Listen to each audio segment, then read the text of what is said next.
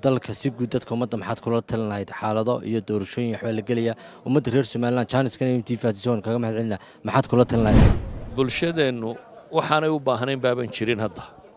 haday caafimaad noqoto haday waxbarasho noqoto haday diin noqoto haday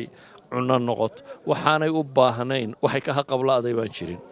saadaradeed dadka inta wax garanaysa ama inta wax haysata ama inta wax qaban karaysa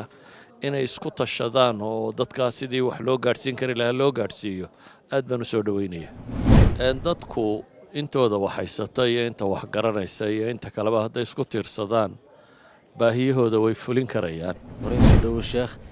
gaadiidkana dalka Somaliland la soo gaarsiiyay hay'ad baa soo gaarsiisay sheekh maxay uga dhigantahay ummadda reer Somaliland caafimaadkana maxay ka tari kartaa السلام عليكم ورحمة الله waxaan filayaa hay'adda Ilaahay ka abaalmariyo waa caafimaad dadkii reer baadiyaha la gaarsiinayo waxaan isleeyahay waa baahi aad u tiro badnayd oo aan loo haynin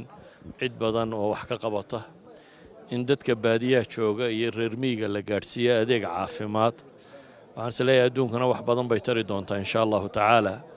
aakhirana abaalmar badan bay ka heli doonaan dadka sameeyay dadweynaha kale Soomaaliyeedna waxaan ugu baaqayaa wixii ka qayb gali kara inay ka qayb galaan si ay joogto u noqoto taakulayntaasi oo loo gaarsiin karo ummadda baadiyaha ku dhaqan ee baahida badan u qaba caafimaadka sallallahu alayhi wa sallam mujtamac markuu isku tashado ee uu iscaawiyo ee wax ururiyo maxay ka dhigan tahay soo ummadda qurba jooga ay ku qalqal jooga maxaad ugu baaqi lahayd waqtigan dadku intooda wax haysata iyo inta wax garanaysa iyo inta kaleba haday isku tiirsadaan baahiyahooda way fulin karayaan marka bini aadamku meel kasta uu degan yahay ba isku tashiga keensada in hadii imka 1 milyan oo qof $1 bixiyaan waa 1 milyan oo dollar waa laga yaabaa qof iyo 2 iyo 3 inay ku cuslaan lahayd laakiin hadii dadweynuhu isku tashado markaas wax badan bay sameyn karayaan marka waxaan ugu baaqayaa ummadda ama dabadaha joogaan ama gudaha joogaan waxay ka qaban karayaan inay ka qabtaan ilaahay bulshadeenu ka liidatas leedahay in la iska caawiyo wax laga wada qabsado maxaa kamid ah shaqooyin qaababka loo mari karo bulshadeenu waxaanay u baahnayn baaban jirin hadda haday caafimaad noqoto haday waxbarasho noqoto haday diin noqoto haday cunno noqoto waxaanay u baahnayn waxay ka haqablaaday baan jirin saadaradeed dadka inta wax garanaysa ama inta wax haysata ama inta wax qaban karaysa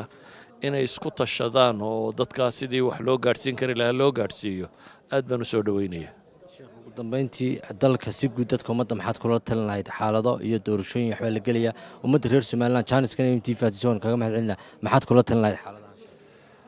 anu doorashooyinka kama hadlay waxaan leeyahay dadka Ilaahay ka baqa wixii khayr idinku jirana yeela salaamu alaykum khayr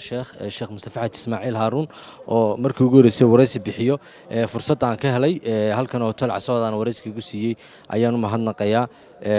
Luqmaan Maxamed Faarax MMTV